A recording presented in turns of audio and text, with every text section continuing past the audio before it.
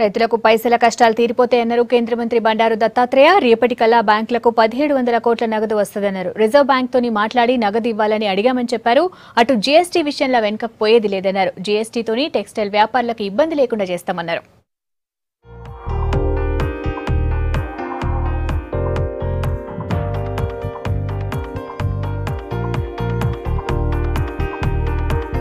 బ్యాంకుల్లా రైతులు పడుతున్న ఇబ్బందులు తీరుస్తామన్నారు కేంద్ర మంత్రి బండారు దత్తాత్రేయ.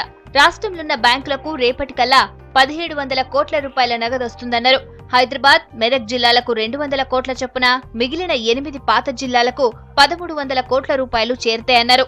రైతుల సమస్యల మీద రిజర్వ్ బ్యాంక్ తోని మాట్లాడి నగదు రిలీజ్ చేయించినమన్నారు.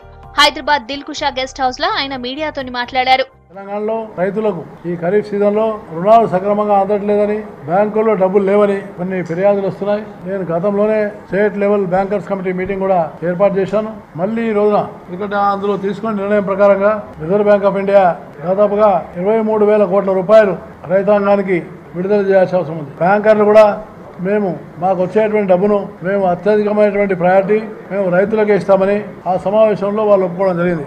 దీంట్లో గ్రామీణ బ్యాంకులకు, కోఆపరేటివ్ బ్యాంకులకు, అదేవిధంగా ఏవైతే మిగతా నేషనలైజ్డ్ బ్యాంక్స్ ఉన్నాయో ఆ బ్యాంకులకు కూడా వాళ్ళు విడుదల చేసి మేము ప్రత్యేకంగా వెంటనే ఈ డబ్బులు వెళ్లే విధంగా మేము ప్రయత్నం చేస్తామని ఎస్ఎల్బిసి వాళ్ళు కూడా నాకు చెప్పడం జరిగింది.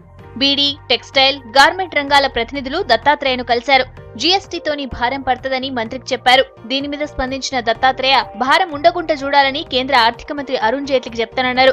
రేపు సాయంత్రం జైట్లీని కలుస్తానన్నారు. జీఎస్టీ విషయంలో కేంద్ర, రాష్ట్ర సర్కార్లు సమన్వయంతో ముంగటికి పోవాలన్నారు. జీఎస్టీ అమలు చేస్తే వ్యాపారులు, అధికారుల చుట్టూ తిరిగే పనుండదన్నారు. జీఎస్టీ యొక్క ఉన్నటువంటి ఒక విధానాన్ని వాళ్ళు అమలు పరచడానికి చట్ట ప్రకారంగా చేయాలనో వారు చేయలేకపోతారు. చాలా పెద్ద రంగం ఇది.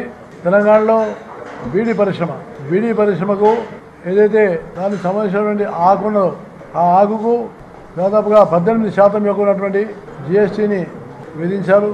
కాబట్టి ఓవరాల్గా ఈ 28 ప్లస్ 18 అయితే ఇది దాదాపుగా 46% అవుతుంది. కాబట్టి ఈ పరిశ్రమ బాగా దెబ్బతినే అవకాశం ఉంది. వాళ్ళు ఎదుర్కొంటున్నటువంటి సమస్యలను పరిశ్రమ వాటిని కూడా మేము తెలుసుకుంటాం. ఇంకో పక్క జీఎస్టీ అమలుతోని కొంతమంది వ్యాపారులు ఇబ్బందులు పడుతున్నారు. సాఫ్ట్వేర్ అప్డేట్ చేసుకోకపోవడంతోని మాన్యువల్ గానే బిల్లులు ఇస్తున్నారు. ఇక ఏది ఎంత రేటు పెరిగిందో, ఏది ఎంత తక్కువైందో కొనేటోళ్లు తెలుస్తలేదంటున్నారు. జీఎస్టీ వల్ల మాకు చాలా ఇబ్బంది అవుతుంది. రేట్ చూస్తున్నారు, ట్యాక్స్ గురించి ఫోన్లు చూస్తున్నారు కానీ తీసుకుంటలేరు. దానివల్ల మాకు చాలా ఇబ్బంది అవుతుంది. ఏమైనా ఫోన్కి సేల్ చేద్దామంటే కూడా ఆ ట్యాక్స్ వల్ల మాకు చాలా ఇబ్బంది అయిపోతుంది. అధికారులు మాత్రం జల్దీనే సమస్యలన్నీ పోతాయంటున్నారు. 15 రోజుల్లో వ్యాపారులకు కొత్త సాఫ్ట్వేర్ ఇస్తామన్నారు.